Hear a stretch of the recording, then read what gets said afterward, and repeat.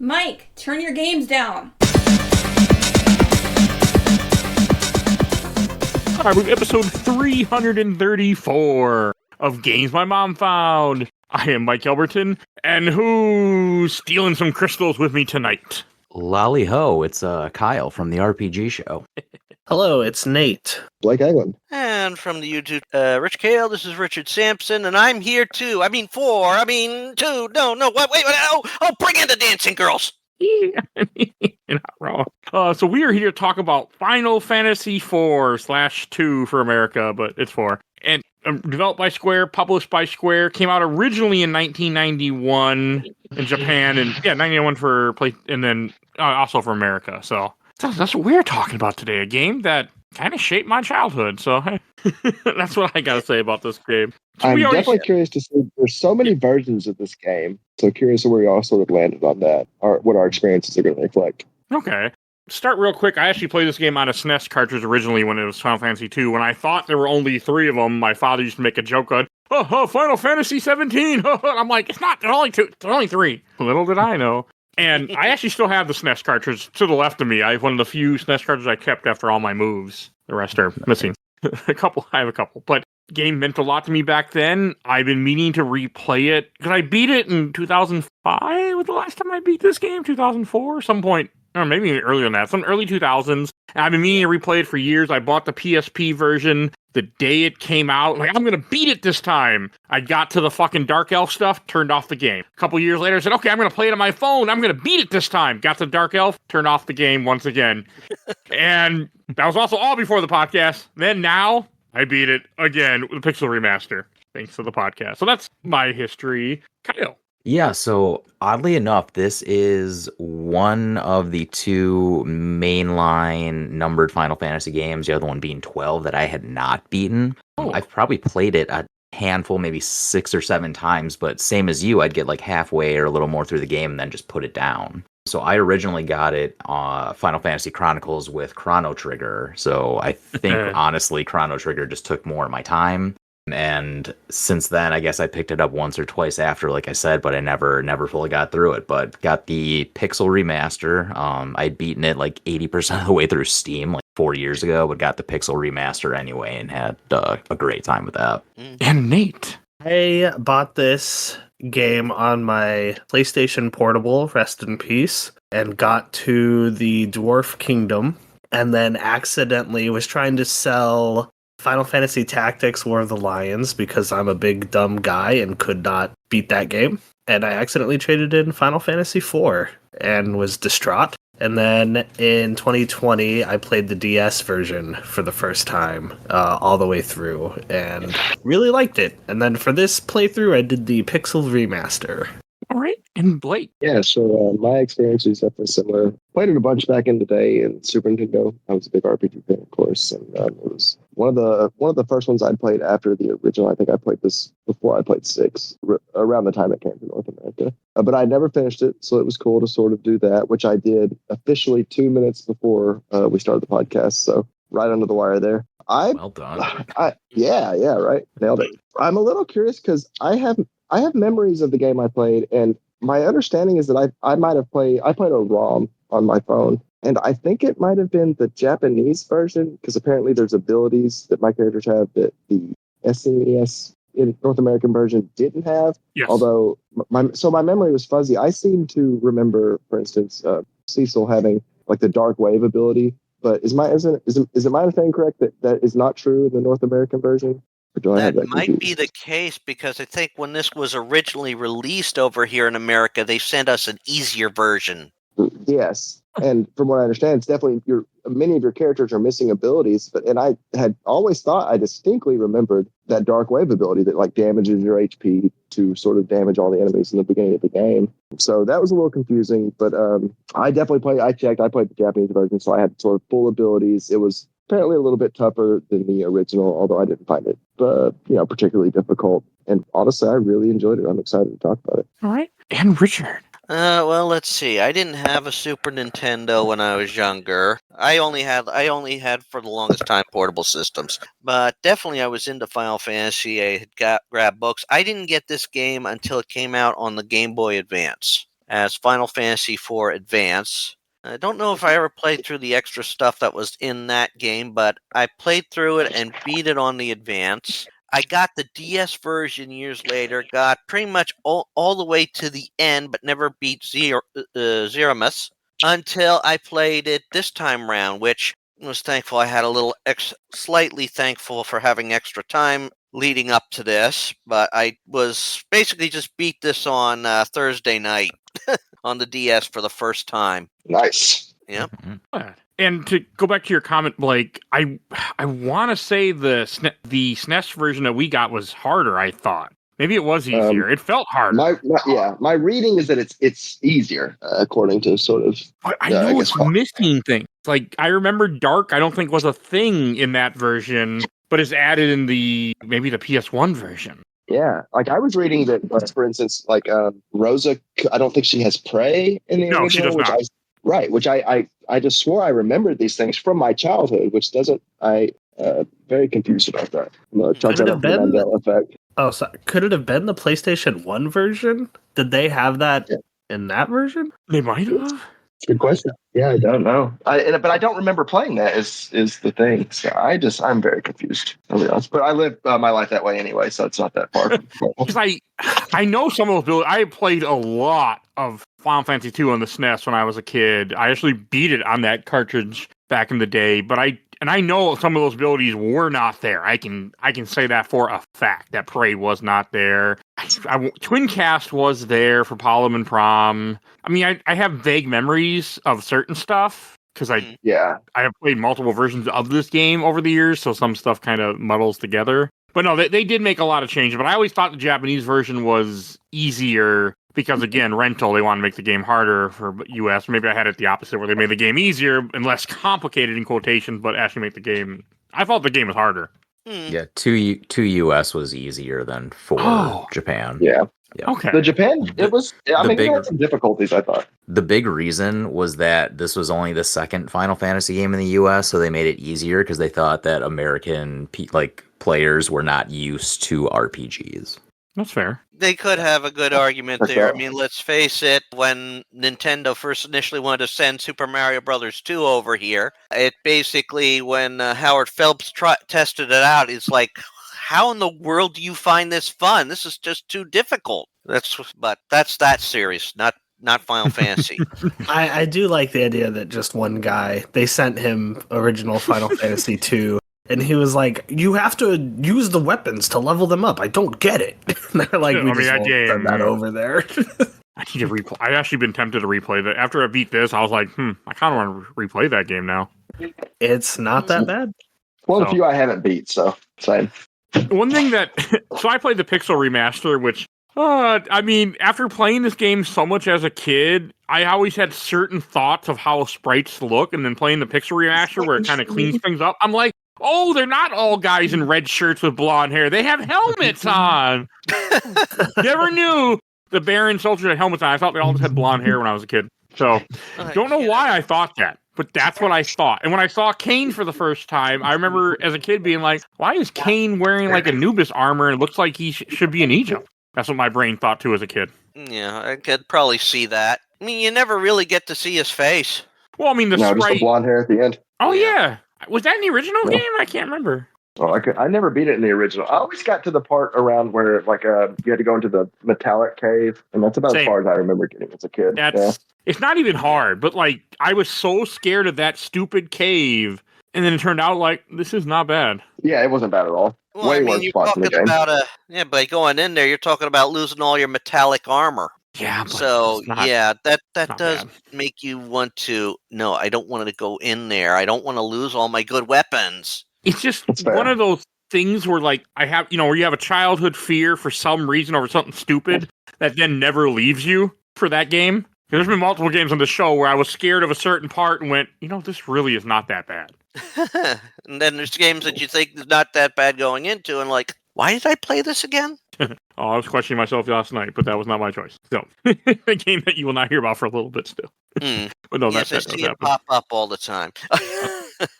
This is very, very good story. Very epic. Not as epic as 6 is, or 5, but definitely it's epic for, what we went from when it was first brought over to America. I mean, let's face it. The last one we had was Final Fantasy, the first Final Fantasy. So this is much more of a story when compared to that. Hey, we had Mystic Quest. I don't know what year Fantastic Mystic game. Quest comes out. I love that game. I know some Yeah, we did people that for the do podcast not as well. on this I enjoyed episode it, right now. Mr. Quest. Oh, you did? You weren't okay. The other person hated it then. No, I thought it was fine. And I agree. I think this is, at its core, a really compelling story, honestly. Like, I was kind of shocked by how much I enjoyed the tale, even if it does have... It's really good. And it has been like other games from that time period. It gave us one of those memorable memes. The Spoony Bard line. Yes, the Spoony Bard. Absolutely classic. When I remember being a kid, like one thing about this game that I thought was so strange, because I had Final Fantasy 2, I had Final Fantasy 3 at the time, and I didn't play a lot of RPGs. Those were like my couple RPGs that I had played when I didn't understand what RPG was exactly. And one thing that always stood out to me in this game is how much I like to like kill off people in quotations to change your party members. And I remember being like, this is like, I don't like this. Why are you killing everybody? I mean, nobody dies. Yeah. It's somebody did die. I have a weird comparison with this and Final Fantasy VI at the same time, though, and I always love to ask people this question. So I feel like in both games, you kind of get a party, and then they go away from you, and you have to kind of recollect them throughout the whole game. Now, I like how it works in this game. I like the rotating cast of characters and kind of getting people for a little bit of time, having them leave and then come back. But I really didn't like how it played out in 6 when you had to go back and like recollect everybody. But like, how do you guys really feel overall of not having a true traditional like through and through party through the whole game? Yeah, I think that's interesting. It really, when compared to 6, it's not something I'd sort of thought about. But yeah, I think it exists. Now, I'm a big fan of 6. It's one of my favorite games of all time, so I do love that aspect of it. But I agree that 4, I think, did a really good job. One of my favorite parts of this is there's even sort of some meta elements, like when you're getting one of the crystals early on, like someone joins your party, but you're full already, so you know that something kind of shady is going on here. I thought it was great. I really love the cast and how they swap out, even if it does feel a bit sort of wonky and weird at the end, and everyone comes back just fine for the D6 map in a moment. And it's cool. I thought they did a great job with it. It is a good one. You kept one character always in the party, and that was Cecil. And it really shows his evolution too through the game. And there's also, I mean, I know this is probably not in the pixelated. This is probably not in the pixelated. It was just something that was exclusive to the DS. But every time you pause the game or go into the menu, whoever is your lead party member, you get their thoughts in relation to certain events. Yeah. I mean, I purposely would pause the game after a certain events when I had like a change of party or I know a different event happened and just go through their thoughts at the time. Oh, and every time we went through, every time you go to Kane, it's always, I can't wait to betray this motherfucker. No, it wasn't. No, it's not. I like the rotating cast of characters because it never, like when I played it on DS, it never felt like no one was safe, I guess. Like, it's not like, oh, this is a main character, so they could, like Palom and Porum, you know? Like that shocked me. The first time I played it was just like, oh my god, you know, like they're just removing these two cast of characters from me. It hit me when I was a kid. I remember it bothering me because also you can go up to them and click on them and it gives you an option. Oh, do you want to use an item? I'm like, well, yeah, I want to save my party. But there is no bringing them back until later in the game. And I remember that always kind of bothering me, but I couldn't do it. That's genius, though, I thought. Well, it was all to make sure you you would be given everybody you need. I mean, you would get your offensive spellcaster, you would get your protective spellcaster, you'd get other characters with other abilities. So they did a very good job of not overplaying a certain role. And if they had to, there was a reason for it. I think that also was a big adjustment for me as a kid because, like, even then and even now, I still am. I am not a big magic user unless you make me. And when I played through this game for the show, like, I actually used magic for the first time, like, constantly. Which you kind of definitely have to do. Well, you do. How else are you going to make progress in the magnetic dungeon? You know, you'd be surprised what you can do with just fight if you level enough in a game. You'd be surprised. But I think the fact that this game is constantly changing your party and it's giving you a party that it says this is what you get, period, no ifs, ands, or buts, I feel like the game is balanced to that. Yeah, So it's not bad. And it makes a really great precursor to 5 with the job system, because pretty much every character in this game just covers a job from 5. So it kind of like forces your party earlier on. But I think it was a really interesting way they did that as well. Yeah, well, technically, we didn't even get 5 as... They didn't give us the games with job systems in it until later, because 5 didn't officially get released until it was part of a collection. It came out with 6 around the same time. Yeah, on the PlayStation. And it didn't come out individually until, I think, the Game Boy Advance. Or if you downloaded ROM hacks or something like that for your emulators.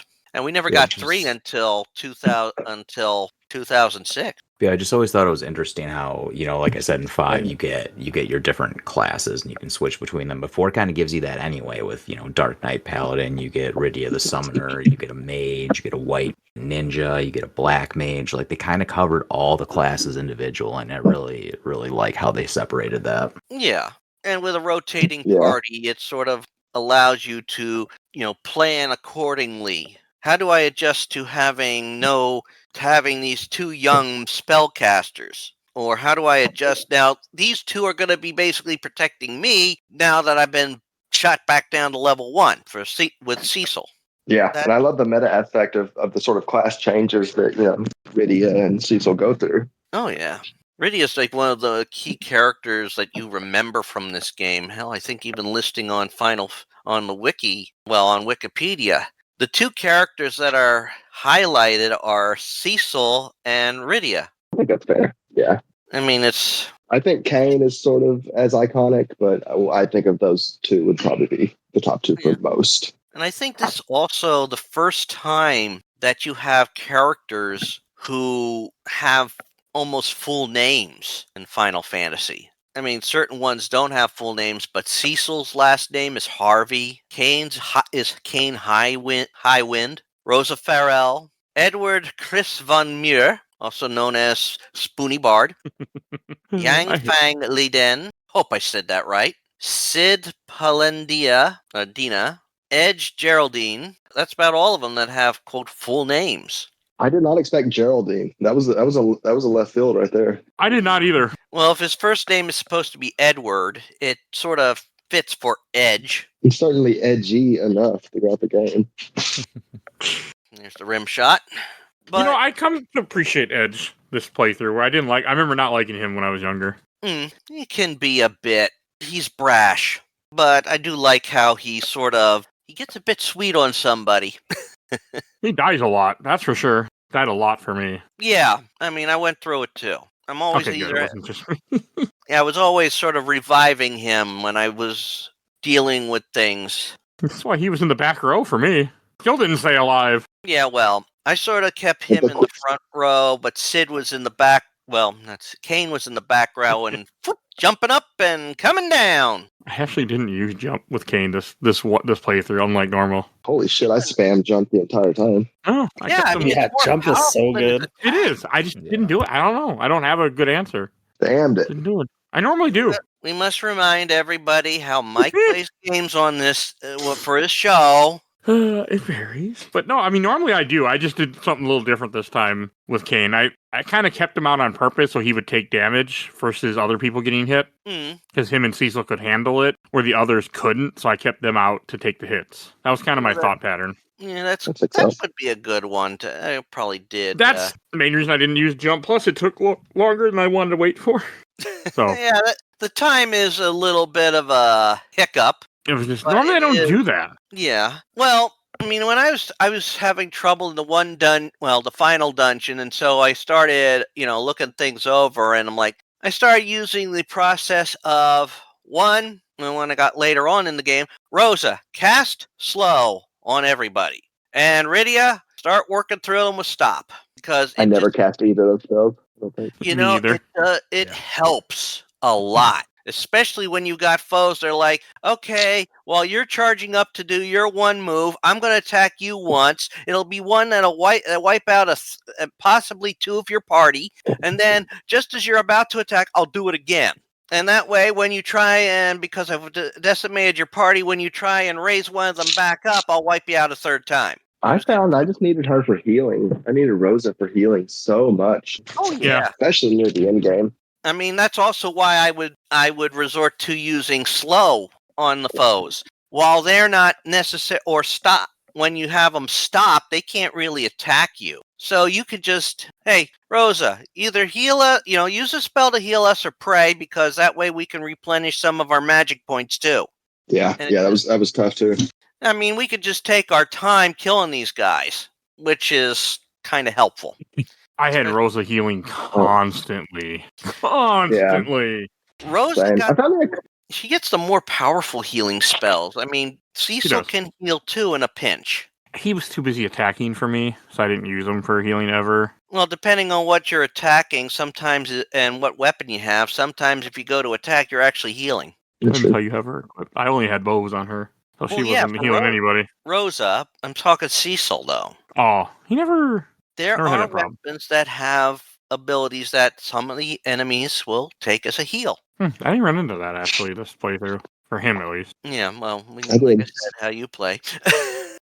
Speaking of the arrows and stuff, I did find the economy in the game was pretty tough for me. I did most, if not all, the bonus content, for instance, I could find, and sort of, was not grinding, but certainly not running from it and fighting everything I could. And I was still frequently running out of money. You weren't playing the Pixel remaster where you give yourselves ×2 money and ×2 experience. No, I was not. ×2, ×4, Mike. What are you doing? I did ×2 until the end, and then when I was in the moon, then I did ×4. I wanted to beat the game that night, but no, I did ×2 on purpose. Was this an option you could select in the game or a special item? It was an option in the Pixel remaster version.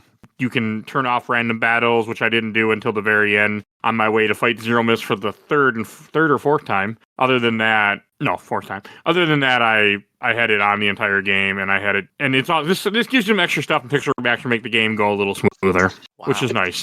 I didn't have any of that in the DS version, although I got treated to nice voices for everybody. There was no voices for mine. And they started out on an opportunity to have to hear Telly yell, "You spoony bard!" Okay, that's cool. I have actually never played the DS version. Yeah, it's a good version. Yeah, they didn't have Telly say that because it happens in a fight.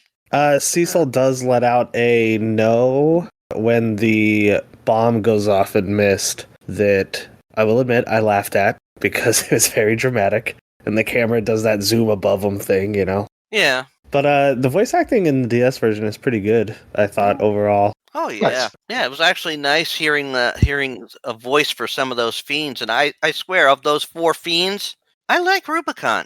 Rubicon's nice. Yeah. He's a gentleman. Yeah, she's very gentlemanlike when it comes to fighting. Yeah, he just wants a fair fight. He heals you, Yeah. He even apologizes for Edge's parents being turned into monsters. Like, okay. Right. Cool. Yeah. It's like he says that disgusted me as well. Yeah, which is just, yeah. Thinking back on it, that is funny. Just like, yeah, that was kind of fucked up what Dr. Blue Guy did. Not cool. Sorry I had to see that.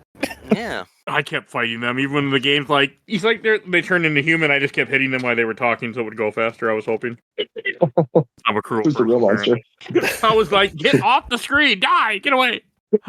It's when that kind of stuff happened, I just said, okay, I'm not going to do attacking anymore. This is just, we're going into exposition. They're not even attacking me.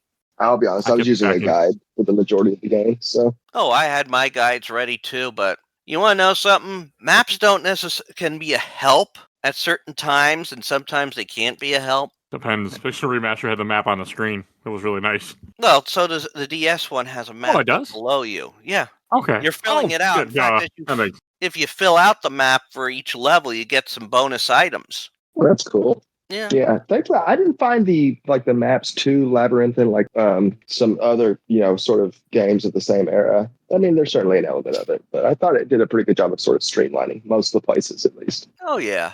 I mean, that's not... Well, let's put it this way. With each game, they always put in something new. if it was to test out or if it was to attempt something. And this was the first game that was released for the Super Nintendo. So they were experimenting with new things, the active battle time or active time battle, whatever the acronym is, I can't remember. Yeah, ATB. Yep, that was the first time they had that in a game, because prior to that, it's okay, select what everyone does, and then when everybody does everything, okay, now what? What are you going to do here? This was the first time you ever had a party of 5 members, which The they first and dropped. last, right? I think Yeah. it was the last, yeah, because you're from maybe it was just too much for them to handle. First time six. you had Or six. six. 6 is 4, Six was isn't it? 4. Yeah, 6 is 4. but you Okay. could control up to 3 teams too. Yeah, In I certain remember areas. that. But that was one thing. This was new hardware. They were working with different things. They were able to figure out better ways to portray certain spells. Like slow now has a more visible function. God bless slow. Stop, you could actually see work, because you could see, like, depending on the version you were playing, like with the DS, you got with 3D, you could see the characters moving and say, when you cast stop, well, it looks like they're on slow, but if you pay attention, they're not moving. When they're slow, they move. You still see movement, but they're darkened. So they got a chance to work with all these things. Also, this be the first game with summons in it? I think it is.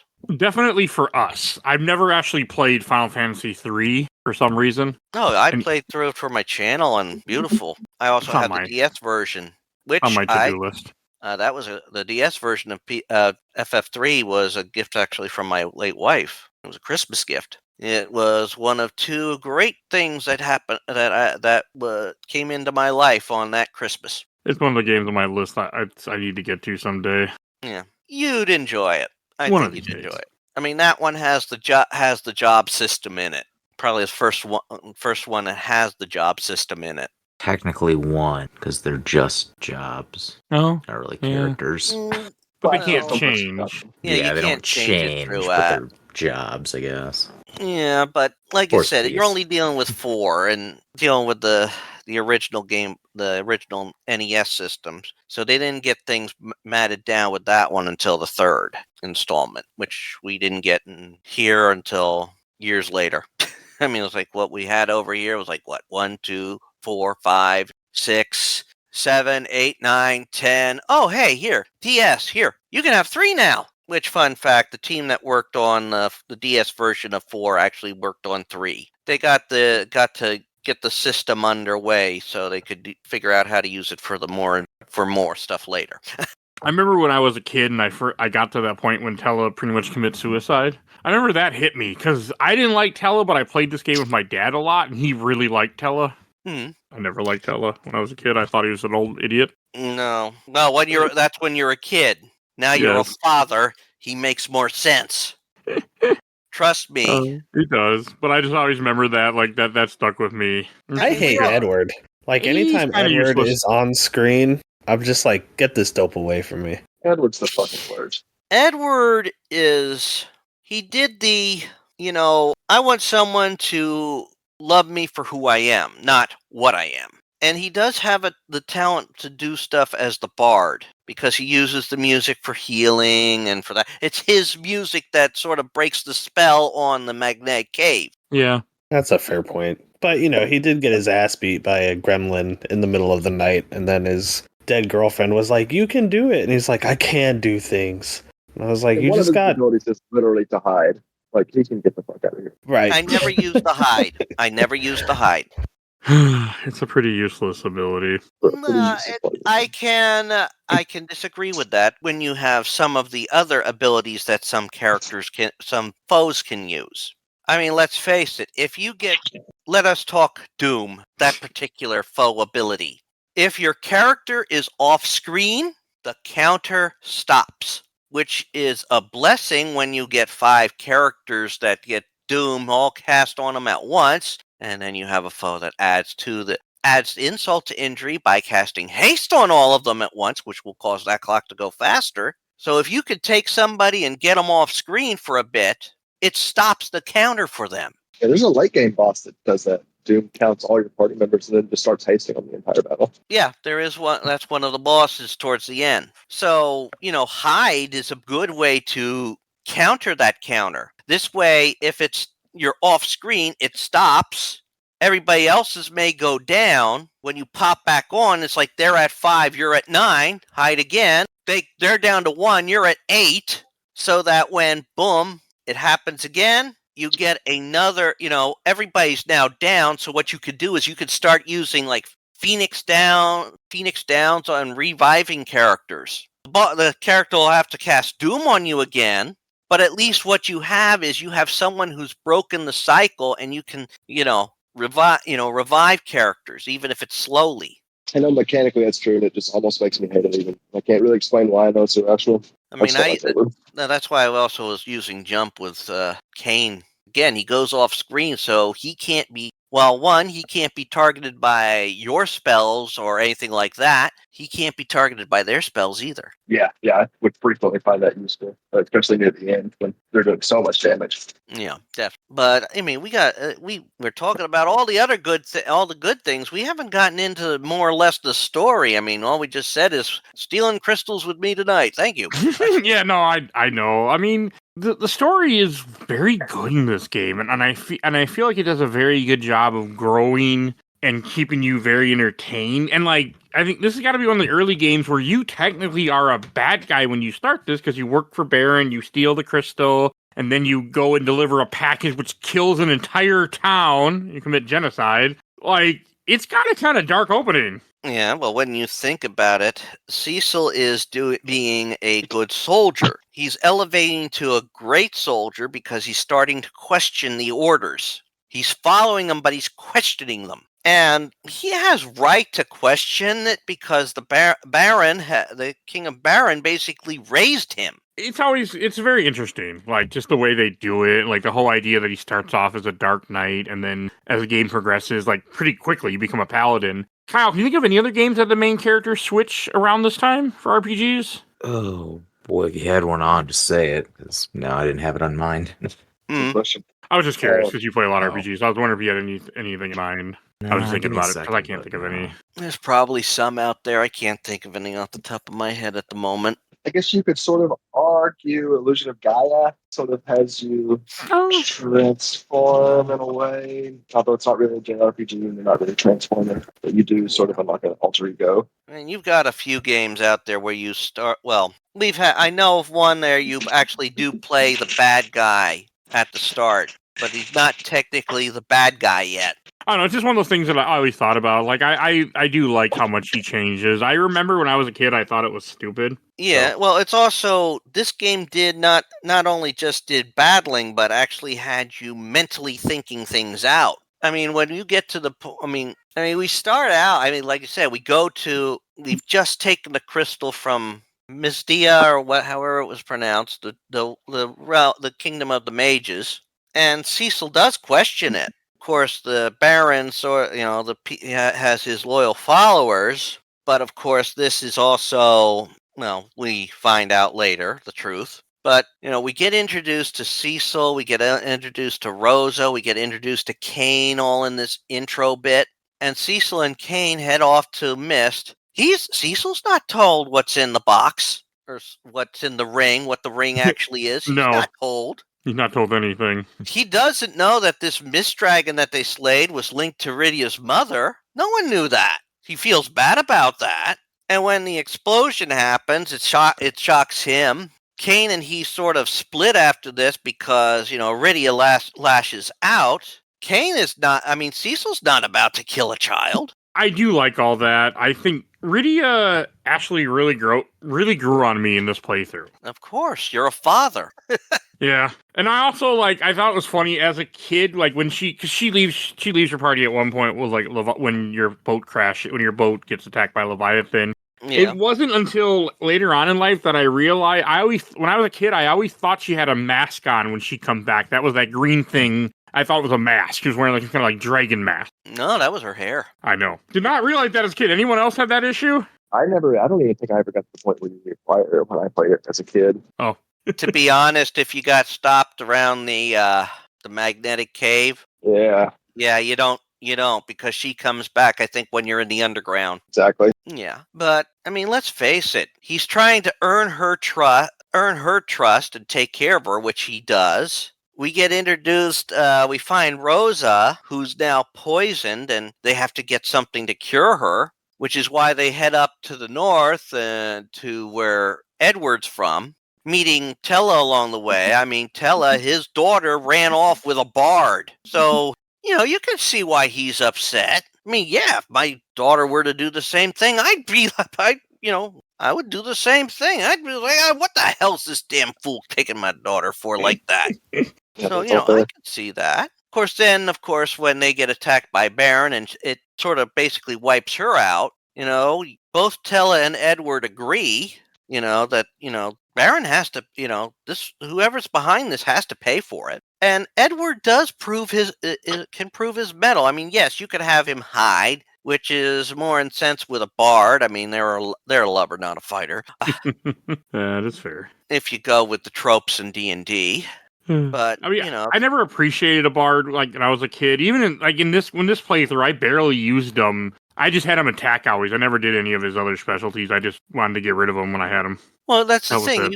If you don't mess around with it, you can't necessarily find what he can do. I mean, hey, he's got something there that can help heal everybody.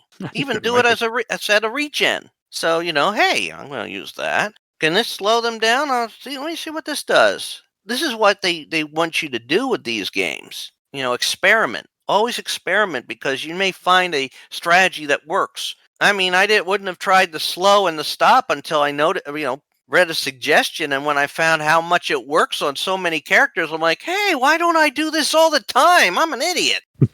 I remember the antlion being an issue for me when I was a kid, too. That was another boss that I had, even though he's not hard, I don't know why, I had a hard time with him as a kid. Yeah. Well, all these bosses, when you first go up against them, you have a hard time. And if you don't know how these games work, you don't necessarily have an easy time of it. That's Nate, just a fact. Did you say if you played the DS version for this game, for this run through? Yeah, I did. Okay. Anybody else play the DS version? I played it in 2020. Oh, sorry, Blake. No, I haven't. Although the after years may end up on my list at some point. Ooh. I do want to play that. I do not recommend that game. Oh, that's what I've heard. So I heard too. I never finished it, but it was actively ruining 4 for me. Like as I played it, and I was like, I just put it down. I was like, no. How can it be that bad? It's one of those. It just feels like they're like. It feels very fan fiction-y, and and just poorly written. And then there's this mysterious character that is helping Cecil and Rosa's son, and you're clearly just like, that's Kane. I want to know why he's doing this. And they're like, play 30 hours and you'll find it's like, I don't want to. Just Well, technically, Kane does at the end of the game, he decides to leave and not return until he is better prepared to make up for his dark past. So I wouldn't mind I thought playing that was more someday. I do wish they would have leaned honestly a little bit more into these sort of the Kane brainwashing. Like that it is a really compelling core, but they always just never really leaned into it as much as I want. It was just seen more for plot reasons than real storytelling reasons. But I felt like the story was there to be really compelling. Yeah. Like the first time it happens, I was like, whoa, what a twist. He wasn't just, because I don't know how everyone else felt, but when I played it, I didn't think of brainwashing. I just thought he is just a spy for the Baron and, or Baron. And then it was oh, Golbez was actually mind controlling him. And you're like, all right. And then the second time it happens, I was like, we did this already, though. Why are we back? And then it's funny because near the end, right after essentially you get Kane back and near the end, they make an explicit point to point out that Lunarians are very open, susceptible to psychic control, and then the non-Lunarian is the one that's getting double brainwashed throughout the entire game. Right. Yeah. Well, and what you have to deal with is you've got someone. Kane is in a situation where he's easy to be manipulated. I mean, it's kind of obvious as you play through the game that he does have some feelings for Rosa, but they're not going to ever be reciprocated because she loves Cecil. I thought they should have really leaned into that. They could have. And of course, Golbez has been manipulated by Zemus, but this allows Golbez to easily, manipulate Kane. So yes, this is a way to hold on to him and still hold control. I mean, look how many types of fiction out there where someone is easily manipulated by a more powerful villain to become their minion because they're overwhelmed by a dark emotion.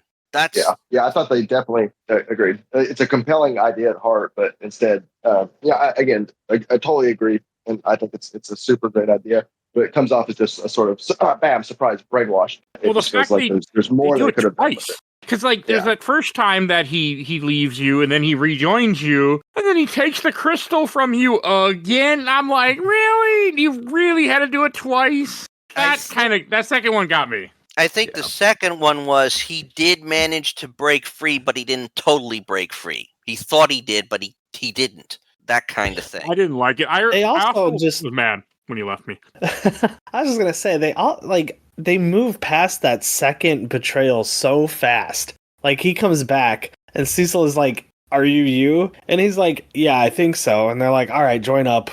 I'm like, "Hold on, we should be like, someone should watch this guy." Like. Yeah, it's I think at least Ed just why are you trusting him? And that's another thing. Every time you came across somebody and they somehow got departed from your team, if they were meant to rejoin your team at some point, you always found a way. And if they weren't necessarily eliminated unless it really worked for the story. I mean, Tella's suicide attack on Golbez. He did that hoping to wipe out the person that basically killed his daughter. And he did it using one of the most powerful spells that, you don't learn this and use it if you're too old, it's going to kill you to use it, which is why they had him do that, because it shows the power of this. There's a neat gameplay detail here where when he remembers Meteor, it costs 99 MP, I think, but he only ever gets 98 MP. Uh-huh. Yeah. And I think that is so... I thought that was like just so brilliant, is like, he knows, but like to demonstrate that it is a very powerful spell. Like, it's in your list, but you cannot use it.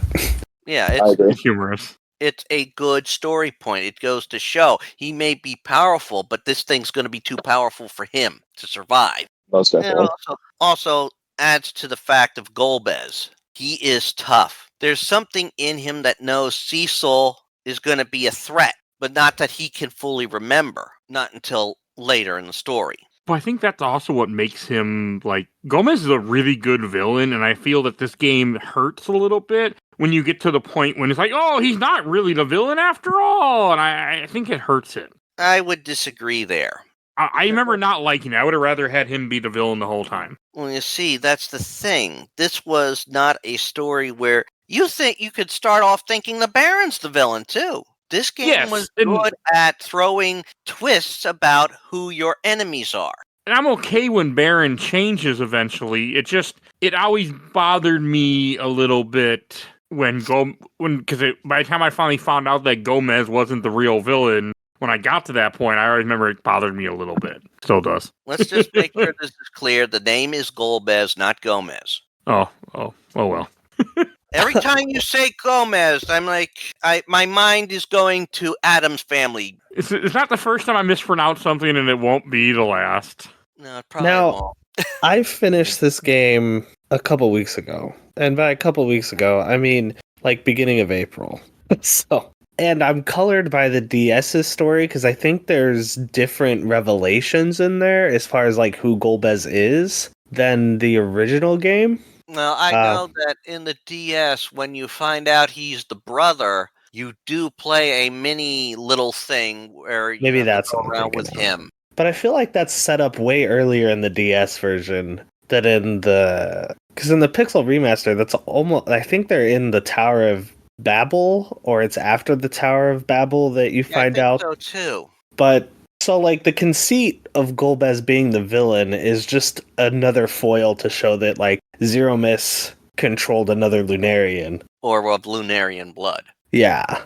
I mean, you get some hints as the story goes through that there is a relationship between Cecil and Golbez. I think the DS version sets those reveals up better than the SNES version, which understandable. They more time, probably more memory space on the cartridge to like put that stuff in. But yeah, and of course, sure.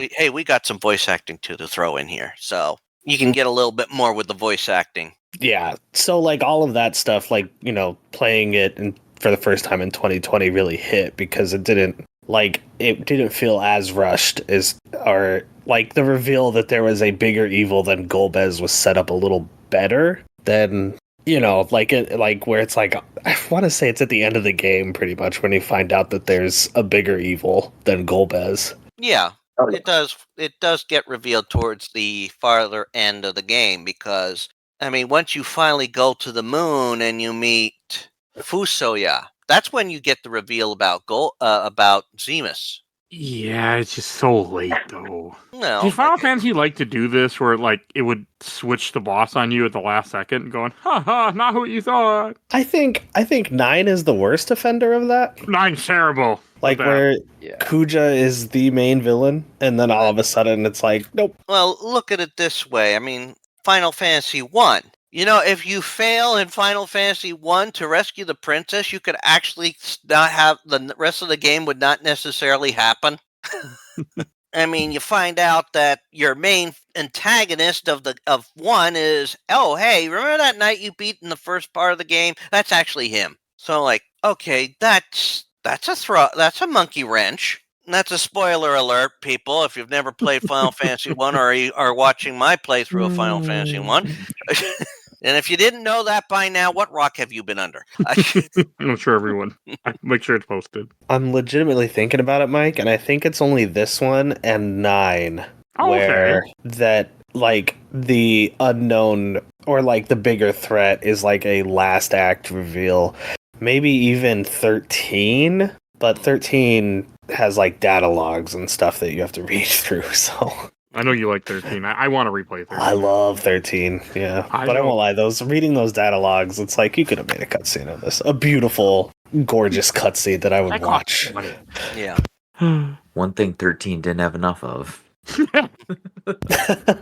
that was a good one. But overall, let's face it, bringing back characters, they did everything in such a way that you didn't necessarily see it coming at first. When you meet up with Yang. That one, I remember as a kid when I first found him in that cave, I remember being like, oh my god! Like, it was, I was really shocked. I don't know why I thought this, but I have a weird memory that my goal was to get a frying pan, him with over a frying pan so he would join us. It's like the, Muse under the truck. Yeah, I think his wife, like if you go talk to his wife after he dies, quote, she mentions, does she give you the frying pan? She does. I was curious if anyone else did sort of the side quest near the end. If it's loosely, but yeah, that is one of them. I forgot about that myself. But by the time that I did that side quest to where he was already awake again and with you, because I didn't do it until after the big robot shows up near the end of the game. Yeah. Okay. Yeah. So yeah, essentially you go see him, go get the frying pan, take it back to him. He wakes up, but it doesn't really. I don't know what it changes in the ending, but he doesn't join you in the game. Yeah. No, he's just there. He's there. Yeah, leading some of the forces against the robot. Okay. That's one of the things I was always just curious about. So yeah. I like that you get introduced to the Fiend slowly. I do too. I appreciate that. The Battle of the Four Fiends song goes so hard. Like it really does. It does, yeah. And there's only one Fiend that there isn't a surefire counter for, and that's Barbarilla. All right, that's what I thought of when you did that. Yeah, I know. Okay, I had to finger. I couldn't stop because I wanted to stop myself from saying Barbarella. Okay, and then I just kept going. No, you then went Barbara Ann, so that's a little better. And that song lives rent free, unfortunately. It lives in all our heads rent free. Yes. But, she doesn't have an elemental weakness, it appears. She just has jump that knocks her out of that phase. Mm. Because if you hit her... Also, I do got to say, how much of this game was in my memory? Like, I knew up until the dwarven part, I knew exactly what to do every second. And right where to go, who to talk to. The whole game was in my head. And A good portion that was of this surprising game me. is very linear. Yeah. It is, but I was surprised how much I remembered us from being a kid. Yeah. Surprised it just stuck with me.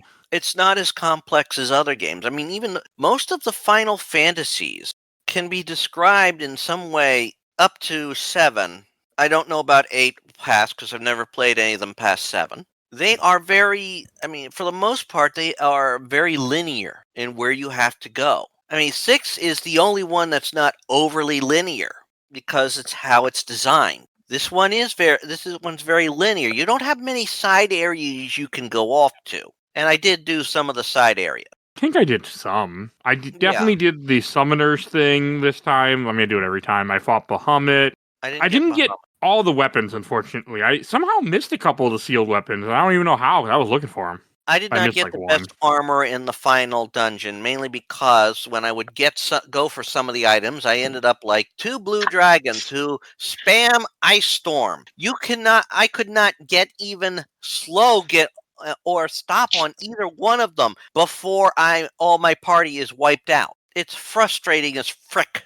That final dungeon, getting all the sealed weapons is annoying because there's a lot of hidden paths. Yeah, it was annoying. I didn't get them all, but I got some of them. I thought I had them all until I realized there was an achievement and I didn't have them all. I thought I did. I did get the best one. I know that because I had to actually look up a screenshot in a guide that showed me, oh, there's a hidden path right here, and I'm like, never would have thought to walk across the black hole. So yeah, right. If you don't look at an old walkthrough or anything like that, it throws you.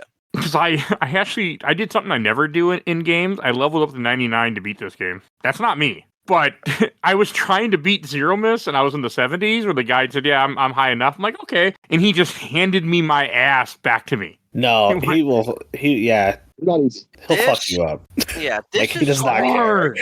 This is why one of the first things you should do with any enemy in that last main dungeon is slow. Cast never used slow. I think that's a DS specific thing, though. No, slow is on. Well, no, but I'm saying, like, I think they raised the effectiveness and that it would actually work on bosses and stuff in the DS version. I might have to disagree on that, but then again, it's been years since I played it. I didn't really use slow or stop on the Pixel remaster, but I do remember using them on the DS version. Yeah, I mean, slow is a great thing. I mean, there's certain monsters that won't work. Stop won't work on. But slow is great because what it does is it gives you some breathing room. I mean, it does. If you don't cast slow, he's getting about 2 attacks on you by the time at least all of your team makes 1 attack, with the exception of Edge, because his bar just. I could do so. Yeah, so I can confirm that the original version slow did not work on the bosses. Okay. I mean, I can understand stop not working. Yeah, me too. I feel like in the old version, if everyone got paralyzed, it was game over. They would have. I mean, the paralysis, depending on I think it, will wear out. The original version, it didn't, though. But again, these are old memories. Whether they're accurate or not, I don't know. But there was a fear when people were getting paralyzed. Yeah, I mean, it's sort of like that was like probably a bug that they sort of worked out or something. Are you thinking of petrification? No, I know that was instant KO if everyone got it. Also, is this one of the only games where Petrify is slow, where it starts to creep up their bodies? Because I don't remember that in most things. Yeah, it's kind of cool, though. It is cool. It doesn't give you a time limit with that, which is a shame. Just the idea, can you imagine your feet just start turn to stone, then it starts creeping up your legs and up your body? Just that idea just bothered me as a kid. But Yang could still do kick. Wouldn't that hurt a lot more, though? He just bounces off his arms here, take my lead feet! Ah! Do extra damage. Well, again, that's probably one of those things where it could be affected by how long you're on screen. So you also can't turn off the ATB. You can put it sort of in a wait mode, but it's still not exactly a wait mode. If you're not selecting anything, the timer is still ticking. Yeah. I found out the hard way when I would put the game down and it's on it's on wait. No, it's not, buddy. It is not. That's why. Is there a pause feature during a battle on the other versions? On the version I did, yes. Okay, so yeah, you could pause that way. I mean, that's what I would do. I mean, if I had to That's step what I away did and I'm do, in the but middle of a battle, I hit pause, walk away if I have to do something, or just I leave thought I it was in leave a wait mode. So that's all. It was a nice surprise when I found out I wasn't it. exactly what I thought I was. I mean, my 3DS, I don't think the battery holds charge anymore, or it just drains so quick. Sometimes they'll just need to be replaced over time, But no, I mean, that was innovation enough. I mean, I would not expect Stop to work on a boss. That would be just too easy. no, but I was surprised that because most of the bosses in the game I didn't have too much of an issue, but Zero Miss just fucked me. Like I went from 70 to 99. That's not me. Then again, I had time, so Oh, wow. It's more of a And time. plan of attack when you think about it. It was more just I need to survive his AoEs, even with Rose of Healing every turn. Yeah. That was a problem. I couldn't survive. Some of his AoEs would just take out characters in one hit, and I'm like, well, this ain't gonna work. Yeah. I mean, you could easily. I mean, you didn't have haste you could cast on everybody all at once. No, and you normally don't. That's not a very common thing in RPGs to have haste on. Let you have a haste on everybody, at least not at first. That's a very because it's too good. I mean, this is a case where having haste works well for characters to fight, especially if you've got, creatures that are getting like, oh, hey, we have this massive power area of effect spell called Ice Storm. It'll probably wipe you out in 2-3 moves, the whole party. So we're just going to spam it. And they could get it out twice before you could even get out one move. I'm like, what the fuck? Again, like I said. And you do have to think with some of these battles. I mean, let's face some of the characters, some of the bosses. I'm going to cast Reflect on myself. Then I'm going to cast this attack spell on myself and reflect it back to you. Because it's the only way it can affect someone. I never fuck with Reflect either, really. But that's just how I play. I don't like Reflect in general. Well, that's the thing. This is one where you had to think about that, too. I mean, I had a few that were doing the whole Reflect thing, so, okay, I'm going to cast Reflect on my... Hey, they cast Reflect on all of me? Hey, I could... Well, then again, that way if you use a Cure spell on yourself, it goes to him. Yeah, I would use it on a Shura, who you fight right before Leviathan. So reflecting her is by far the easiest way to beat her. She just heals herself over and over. She can be a bitch. Yeah, except if you reflect her, that she's incredibly easy. Yeah. I remember when I first found her by accident as a kid, I was so excited. Me and my dad had randomly ended up down there. And I'll never forget, when I was a kid, I didn't know you could cast Float to walk over those things that hurt you, and we just walked over all of them and healed constantly. Yeah. Oh, yeah, I did that at first, and I'm like, wait, will Float work in here? Hey, that's great. It works. But I just remember that as a kid doing that and being like, The only downside is once you change the level, you gotta recast it. Not in the Pixel Remaster, you didn't. No, you did. You did? I thought remember you did. that. Well, I mean, it doesn't hurt. I mean, you can always check that on your status menu, but yeah. Pixel Remaster, good though. Like, I beat this game in 17 hours. That's ridiculous. Hell yeah. Oh, wow. Put it on speedruns.com.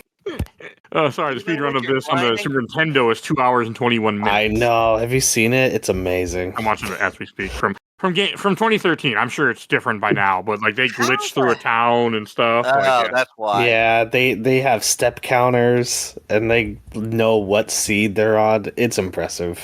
It's the way people play speedrun RPGs is insane, if you ask me. But Yeah, I could never.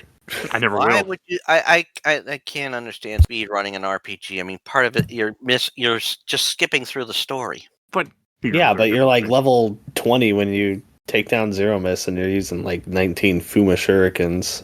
like Oh 5 yeah, of them. They are good though. I was using them. I was saving them up for the Zero Most battle, and So Blake, you said that you actually.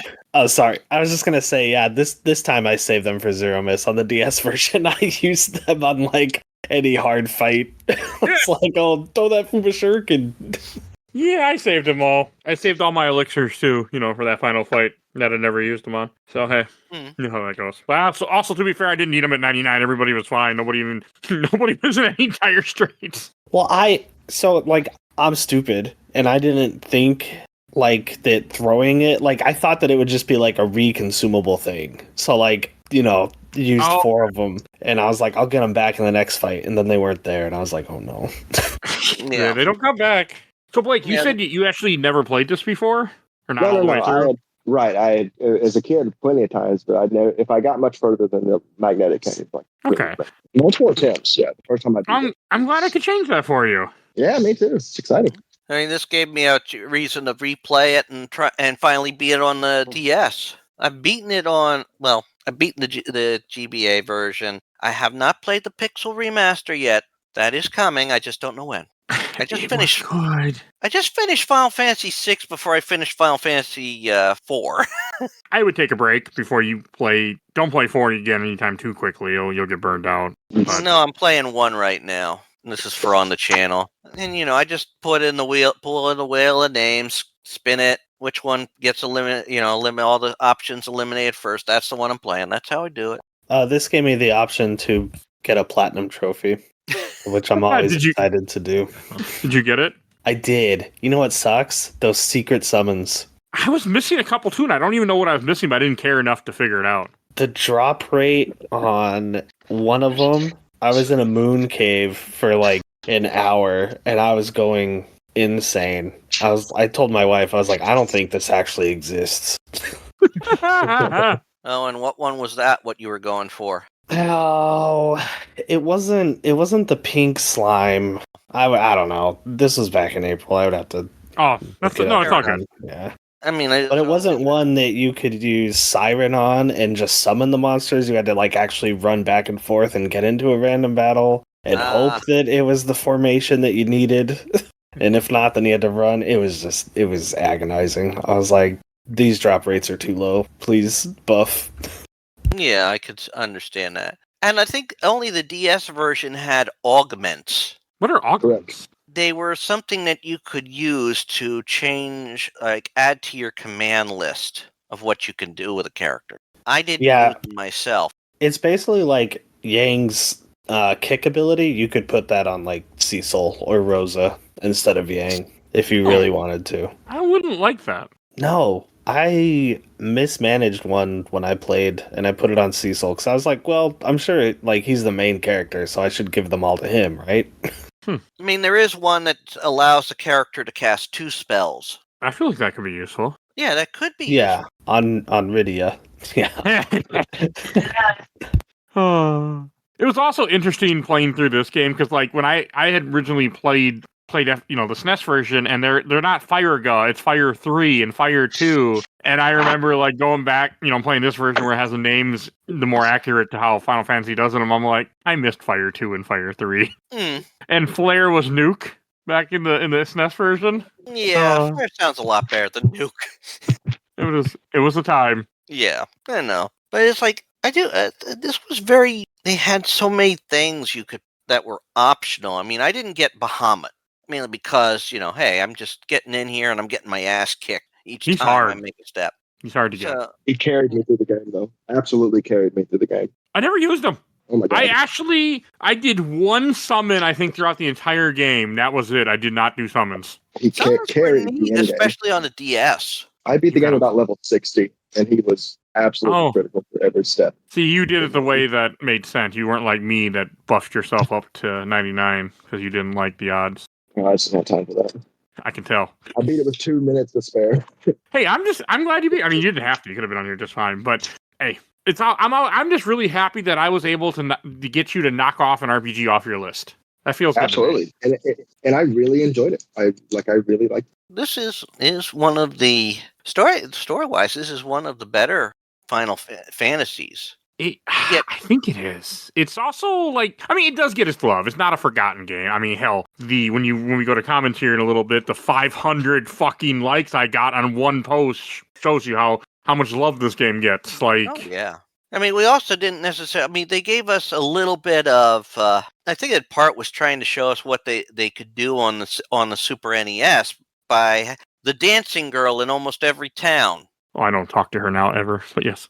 I never made it past that part. Do you go to the moon?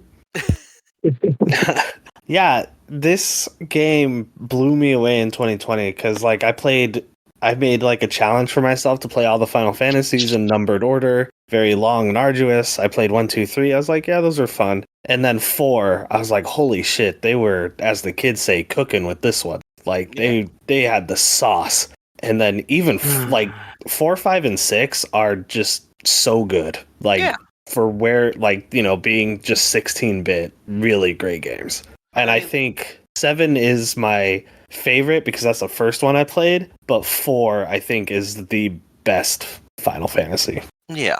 4 it's a strong one. It's a very strong one. I mean, they were showing you what they could do on a Super Nintendo with the Super Nintendos, limitations. I mean, the dancing girl in each town it can be fun to watch what they come up with for that. I mean, it's always the same music. I mean, the first one you watch them dance. They sort of jump around. In the Oasis town, she dives in the Oasis and dances in the water. In Fabul, she's got her back to you, and when you ask her to dance, he turns into one of the monks and does the dance. In the Mage's town, well, yeah, she puts a hex on you. For that. I mean, it was a bit of humor in the serious game, and it was kind of a nice breakup to that.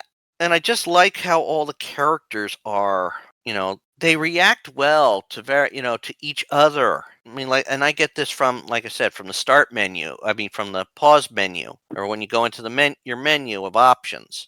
I mean, you got like at one point, Iridia's like, I've forgiven Cecil and Kane. Yeah, that's saying something. So. Yeah. And of course, I mean, you get each character. I mean, Edward does not come off as your typical, seduce everything that with 2 legs bard. No, who's the one that's trying to hit on the pretty ladies? Edge. I don't remember Edge doing that, but yeah, it was brought up. He does it constantly. Oh, I guess I didn't pay enough attention. Yeah, especially near the end. It's like every line. Oh. Yeah, and of course, towards the end, and then I mean, once you have the battle with Zeramis, you reach the end, and everybody gets their happy ending, so to speak. I mean, Cecil and Rosa get married and now rule Baron. Everybody comes to the wedding. I like that. That was cool.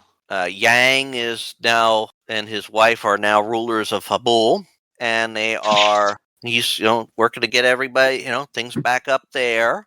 Edward is in process of rebuilding his kingdom, although people want to hear him tell stories about the adventures. He has to tell a few kids, now remember, you gotta get your chores done before I do that. We're trying to rebuild the kingdom here, remember? That was cute. Yeah.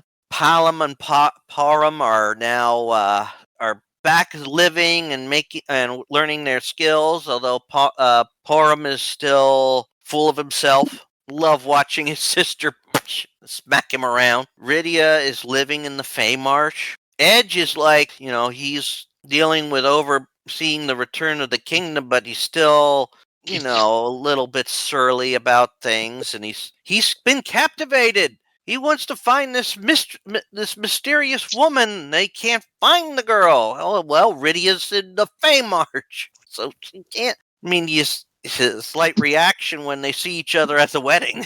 I think she's sweet on him, too, so. Is that explored in the after years? Has anyone? But there's intermission, which is only on the PSP version, which is like a 2-hour experience that takes place in between After Years and 4, and then there's After Years, which I originally first came out on the Wii, actually. Yeah. On the virtual console. Yeah, probably did. One thing we haven't talked about yet that I want to bring up is, how'd you guys, Kyle, what'd you think of the music? I mean, it's a Final Fantasy, so if Matsu's on it, it's gonna be fantastic, pretty much hands down. Yeah. So that's just it. I can't say I did hear the DS that does have like a little bit of vocalization or voice acting, doesn't it? I'm really not familiar with that. How does that play off? Because I like the original music, but I've never heard any of that. Oh, the voice acting is beautiful in it. It adds more as to hear the lines delivered. I mean, again, they missed something by not having the voice actor for Tell going, "You spoony bard!" I actually had to basically describe that to my daughter why that came about. Because stupidity?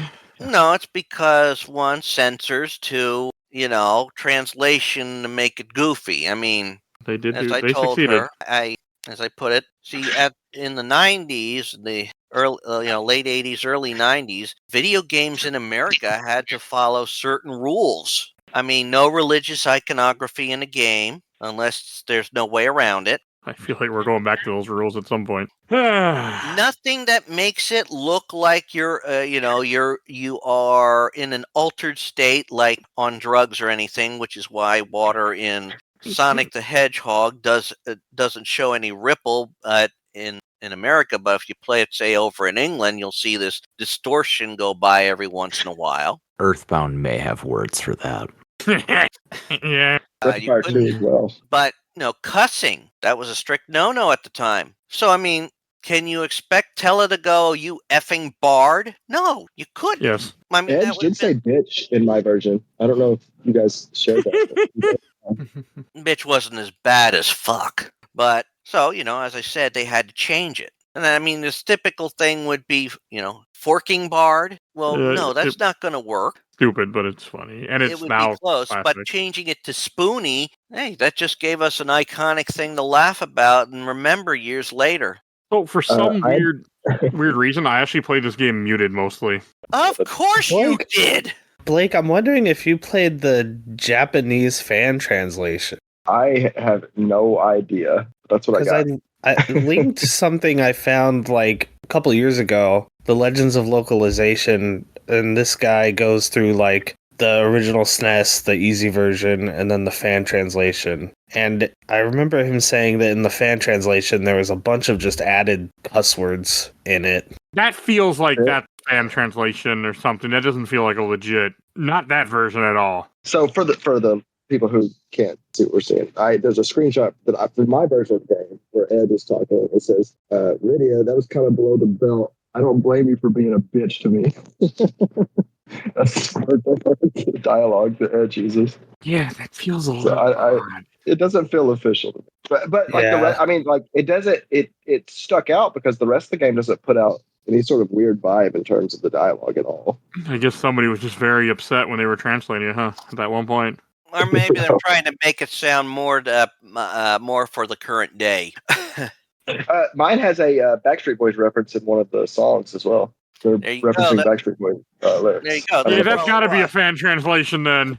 Yeah, are you playing Right, the working yeah. designs version or what? I don't know, but I'm here for it. Ay God, vey. that's I didn't know cool. Jeff Ireland was on this one too. I gotta do be remember fan there was always translation. one thing that sort of, whenever I read anything on Final Fantasy IV, I always drew my attention. And that's like one of the monsters on the moon is Ogo Pogo. And I'm like, boy, they really do love their cryptids. I mean, I remember when I first saw that because I knew a bit about Ogo Pogo at the time, but not a lot. I don't even know what you're talking about. Ogo Pogo is in the game guards two of the items on the moon. Oh. But Ogo Pogo is basically was one of Canada's Loch Ness monsters. Learned something new today. And Next they call it time on Oko Cryptid- Poco? Ogo Pogo. That's actually the lake it's in, I think. Lake Ogo Pogo. Okay. I always was fascinated by cryptids as a kid. All right, any last things you guys want to say about the game? Should we go to questions, comments, and memories? Because I can't read them all, but I want to read some of these. Over 200 that I have. Let's go into the questions, comments, and memories. Okay, first from the I watched the entire Overload Super Replay group from Rob St. John. The greatest JRPG ever made. Hands down, nothing comes close. I don't agree with that statement, but all right. I like it. I don't agree with it. I mean, there's a lot of... Chrono Trigger! Right there. So, For its time, I think that might be an accurate statement. At the time it came out, I think might be fair. that could be fair, yes, at the time it came out. I can't think of... I mean, I don't really want to think about You know what's all out at Can 91. I jump in for a quick Please, one? please do. I hate to do this to not be too long. So let's take the ones on Super Nintendo, 4, 5, and 6. Where do you rank them comparatively? Like, I don't think 4 is the top one, honestly. I'm not the biggest fan of 6, but like I think 4 might be the weakest of the 3, honestly. It's a really interesting question. I think, of course, we'd all acknowledge like they're all good games, but if you have to, if you have to rank them, one's going to fall at the bottom. God, I think the job system is just I'm such a fan of. So that really elevates 5. I do think 6 is the best, personally, just game in general. I might agree, and I'm surprised now that I'm hearing like you voice that and myself agree. But it's really hard to say. But I think that's I can't argue against it. I would I think say 6, 4, 5 for me, but that's because of nostalgic for 4. And I have not played 5 since I was in high school. 5's so good. I know. I think I'm gonna try to put it on the show next year because I haven't replayed it in so many years, and I feel like I should now. So. I think if we were to like say just for the 3 that were on the Super Nintendo, I think what a lot of people would probably say is 6 is by far the best. There are some that argue 6 is better than 7. They are right. But I mean, you think we got introduced to them in the order of 4, 6, 5 in America, Yes. and probably maybe a good portion of the world. Yeah, because they didn't bring it out here for a long time. Yeah, so the only time you got the chance to play 5 until it became officially released was usually through ROM emulation, and even then, you didn't know what you were, it didn't. It was more in line with the job system that was in 3, which we never got until much, much later. I didn't even, and I was in the ROM scene early on. I didn't play 5 till PS1 version came out in Final Fantasy Anthology Collection. That was my first introduction to it. Yeah, but when you look at things, I mean, each one could stand alone as if you look at various things, what they did with it, the story. Each story is great, in my opinion. The music is great, in my opinion. I could say that the 4, 5, and 6, if 6 didn't necessarily pull out ahead, I'd say they all stand equal footing. Is 4, 5, 6 the best 3-game run of Final Fantasy? I think it might be argued, yes. I think so. Yeah, I if think you it could be argued. skip 9 or 8. I like 9, but I haven't played 9. 9 or 8, depending on what you like. I think 7, 8, 9, 10, depending, would have the better run. I think So if we had that's to a- look just Yeah. I think 4, 5, 6, 7 are like yeah. I think that should be the run we're talking really about. Deserves a good spot. 10, 10 is amazing as well, but I did not care for 8. I like 9 quite a bit. I'm wearing my Timber Maniacs I'm in the same t-shirt boat right now, just so you guys are aware. 8 is great. I will not. 8's great. 8 is the best despise game of to 8. break over your knee in like the history of JRPGs. You can I have never Well, mechanically, sure. You can destroy that- that played game. 8 myself. That story is a mess. And I then love it's that story. As The an story's emo better. Squall's teenager, dead. Doesn't matter.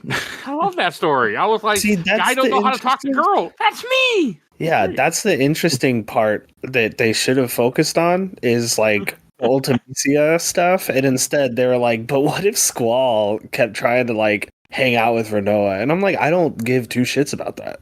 I like that. So yeah, way too And then far off 10, topic. 10 I thought brought that love story back in a better way. But real quick for 8, all that matters, you can break the game. The system is fantastic, and Triple Triad is the best mini game ever, Yes. hands down. I think that is a fair statement for sure. Yep.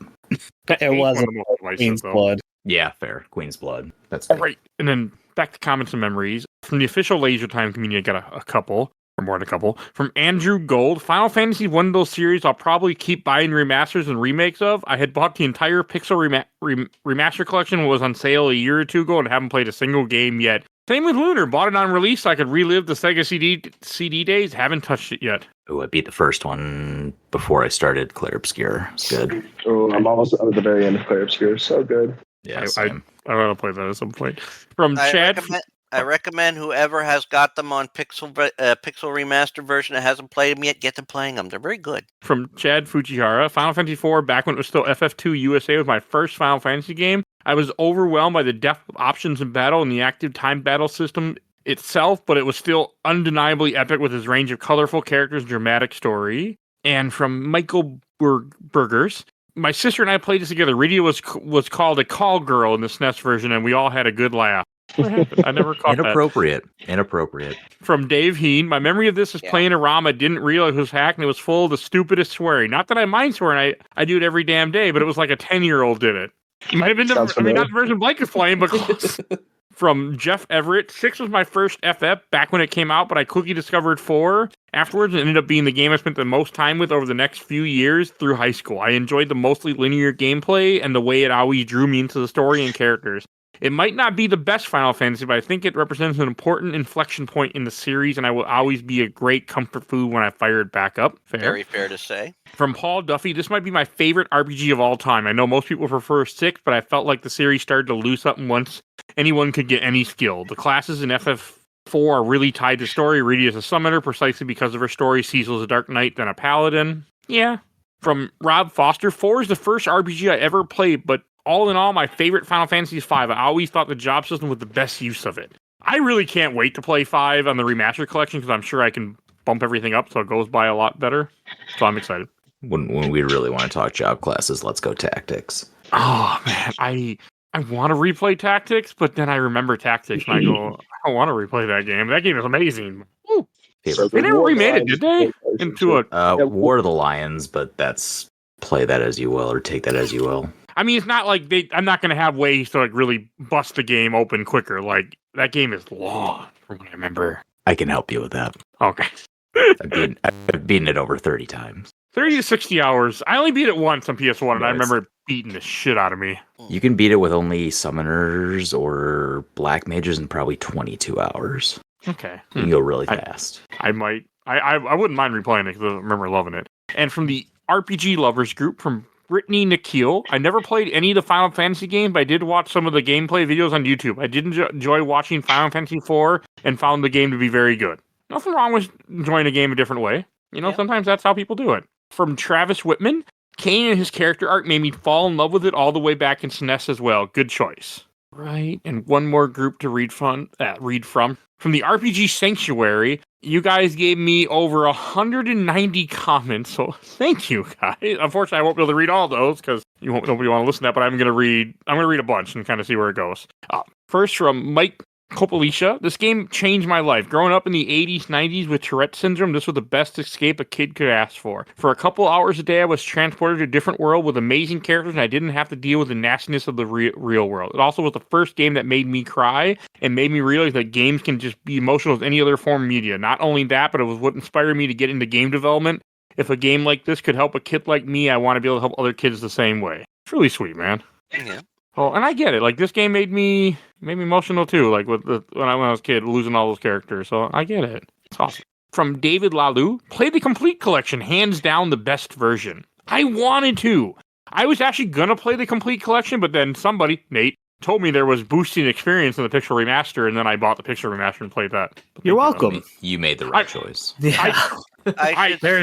The complete collection has like the auto or the random battles are turned up to like 1,000%. It felt like, like I would take 2 to 3 steps and then I'd get another battle. It was like that would have turned me off. I will say this though. I mean, you can get the 3D remake, the DS version on Steam, $15.99, and the After Years, which also has similar graphics to the 3D version. I have that too.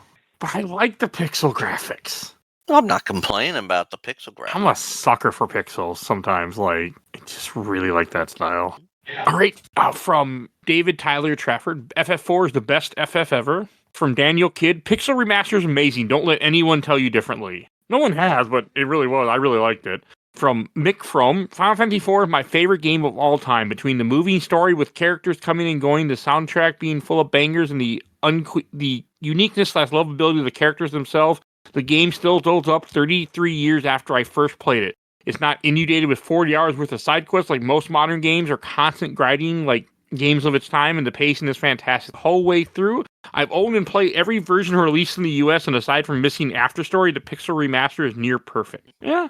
From David Close, the first mainline FF game I truly fell in love with. From Josh Hardy, love it. I actually really enjoyed the 3D version, which I was surprised at, but this was my first ever Final Fantasy game. From Nick Arwood, this game is my forever number 1, always has been. From Tim S. Donham, I have the Pixel Remaster, and I feel like maybe I should play it now. You should. I mean, the amount of love this got should show you right there how great this game is. So play it. And from Daniel Soltenberg, I had up to that point played original Final Fantasy and Dragon Warrior and NES, and was so effing hyped when FF2 was in Nintendo Power. A couple weeks later, I was at a Blockbuster with a friend and saw they had it. Thankfully, he had played FF on NES and was totally down to rent it. We took turns all Friday night playing it. It was so freaking amazing. We stayed up until like 4 or 5 a.m. and finally crashed. The next day, he was like, dude, you got to spend the night again tonight. So we convinced our parents. I don't think we beat it, but we made it down to the doors and got an airship. One of the best memories, only to be replaced by FF3. I'm assuming he means 6. Okay. From Chris James, Kane is still my favorite in the entire series. Yeah, I'm in the same boat with you. I can see why. Chain Rock. Oh, Especially this when is you something do a jump. interesting. Okay. From Dennis Lapointe. I just finished the 3D version. After completing the game one time, you can start a new game plus to build your party to fight Proto Babil, a new secret boss. Never heard of that. Yeah, I can't say I ever heard of it either. So, that's cool. All right. From Troy Blakeney. This is my favorite Final Fantasy game. And Kane is one of my favorite characters. You can get the 3D version of FF4 to added voice acting in the original Japanese difficulty on Steam. I love that they added voice acting to Kane, making an already cool character even better. I should one day play that, but who knows. All right, from Ben Patterson. Kane is always and forever my favorite character of this game, and I agree the reason. Dragoons are amazing. Shame they nerfed the jump skill in later games. I did make a comment on how awesome Dragoons are and how I like Kane, so that's why there's a lot of Kane.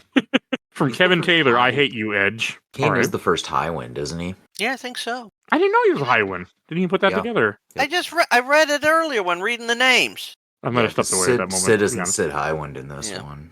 Oh, Yeah, Kane Kane is Island. the high wind. cool. I learned something new. Yeah, this was like Not the know first. that. Yeah, I think this was the first. Like I said, this was the first time that you had characters have full names. Not Yeah, they had the Sids in the other one, but this is the first Highwind for sure. That's cool. From George Cloutier. Oh, Rydia, my first game crush as a teen. Had to use a lot of imagination back then. Let's see. Okay, here's a good one. From K. Edward. Honestly, the Pixel Remaster is one of the worst versions of this game I played. Better than the US SNES version, but that isn't a high bar to clear. Quality of life updates are nice, but frankly, nothing has come close to matching the 3D version in terms of overall quality and features. The 3D version is, in my mind, the definite version of this game. Okay. From Enrique Barron, I played it blindly without knowing anything about it, and man, what an experience. That has got to be a good experience to have. That's what everybody, when they first played this game back when it came out, got. From Minimalist Mama Bird, Rosa Forever will be my favorite. I do like Rosa too. From here, I got two I want to read here. Mark Lapp beat the game when I was younger on emulator at 500% speed when training/grinding. Goes by quick then. Hey, this one might be for you, Nate. From John Guchnor, that pink tails won't drop. Yeah. Pink tail. I also figured out which summon it was. It was the bomb summon Oh, that would not drop. Yeah, but pink tail was annoying, but not quite as Okay, bad as bomb. I remember as a kid when the guy's like, "Bring me a tail," and I was like, "What the fuck am I supposed to do here?" He just wants a cool new haircut. The rat tail. All right, from Bradley Hagen, played on the SNES way back in the day and never finished it, but played all the way through later in the DS remake. Great game. From Daniel Herrera, it was my first RPG and is still one of my favorites. All right, from another one from Mark Roth. My favorite character in there is Edward. My favorite team is Cecil, Rosa, Edward, and Rydia. From Joe Valls, I feel like this is one of the most slept on FF games. The whole chain that the main protein go through is awesome. Easily my top 3 of the series. The 3D version of DS is also quite good. Yeah. A lot of people really do love this game, and I'm happy about that. Can't diss the classics. Oh, here's a good one. From Elier Sion, my favorite game ever. Tied with Mega Man X, Dark Souls 3, Devil May Cry 3, Super Mario Galaxy 2, and Tales of Symphonia. I have played 2 of those games. So, maybe you guys know this. From Jason Dorville, I just wish the Pixel version came with the extra GBA content. I don't know what he's talking about for FF4. Anybody? Yeah, I was just mentioning that, and I'd have to look at the guide again for... Oh, I got the guide right here. What am I saying? Let's see. They did have extras in it. An extra dungeon, I think. The Lunar Ruin. I was just curious. I just didn't know of anything that was different for that one. I mean, I know like 6 has a bunch of stuff there. I didn't even know FF4 was on Game Boy Advance, to be honest with you. Yeah. Didn't even know that was a thing. Well, yeah, 4, 5, and 6 got released on the Advance. That's how I first played through Final Fantasy IV to the end. Here's a good one. From Richard Galvin. It's my favorite JRPG. I remember my whole family watching my dad play through it when we first got our SNES back when it was released. When he finished and let me play it was a major motivation to work on my reading skills since I didn't have anyone to read it out loud. That's cool. Okay. From Tom Roy. Just beat it last night. I played for years, but only as a now seasoned RPG player did I realize that to avoid a party selection mechanic, they just oft or quickly injured a bunch of characters to keep your party size right. Wrong. I just want to say thank you for everyone that left all these comments. I can't read anymore, but damn, there was a ton. So thank you. Yeah, I like it better that it was that the party changes were more story driven. Yeah, that's a nice change because you don't have that in a lot of the Final Fantasies. So You know, Yeah. can I step in and correct myself very quickly here? Please. Seems like apparently Kane was not the first Highwind. It Oh. was Rickard from 2 who apparently adopts him after Origins came out, but that was the first Highwind in the second one. Don't feel bad. No one remembers Supposedly. Final Fantasy Yeah, 2. no, I general. learned that today. So apparently, yeah, that in Final Fantasy 2, Rickard Highwind adopts Kane, and that's how that works. Huh. I know I said a little bit earlier, but Yikes. I might try to play 2 later this year if I can get it in, because I've been thinking about it. I actually even bought the Pixel Remaster version after beating this. Yeah, I think what happened in the real world is they really liked the design of the sprite in 2 and then just kept using it and then retroactively wrote that in. Could be. That sounds accurate. All right, and before we go to Shelf Stacker Box, I want to give away a code. So let me pull up. What is the next code for me to give away? All right. The next code, I have no idea what this game is. I'm going to pronounce it wrong, but that's me. Pseudoregalia, Pseudoregalia. I don't even know how to say that. But your Steam code is HGWNR-T47WDVK05P. That is your code for Pseudogorlia? I don't know. There's a Steam code for somebody. That's all I got. Yeah. All right, let's go to Shelf Stacker Box. And Blake, why don't you lead us in? Oh man, yeah. Like I said, I just absolutely enjoyed it. It was even better than I remembered, and I had always remembered as a game I sort of enjoyed as a kid, and of course the reputation it had, and I think it upheld it and more. So I'm putting it on the shelf. All right, Kyle. So I got a weird thing on this show where I usually play games that I already own and are technically on my shelf, and boy, do I have a copy of Final Fantasy Chronicles sitting here behind me. But not only that, I also own it on Steam, which I don't have a lot of Steam games, and I own it on the Switch as well. So yeah, this is definitely a shelfer for me if I've got 3 copies of it. I'll go next. This is going on the shelf for me too. Hell, the literal FF2 cartridge is one of the 3 cartridges I've kept all these years and have displayed on my desk that you can't see with my monitor in front of it. But I love this game. Go on the shelf, and I'm so happy I finally fucking beat it again after all these years. Nate. I'm gonna also put this on the shelf. Blew me away in 2020 when I first played it, and I enjoyed my time with it this year as well. And I think I'm gonna put it on my shelf. All right. And Richard. I think it's going to be a clean sweep here. It goes on the shelf. I mean, this is one of the Final Fantasies I own multiple copies of.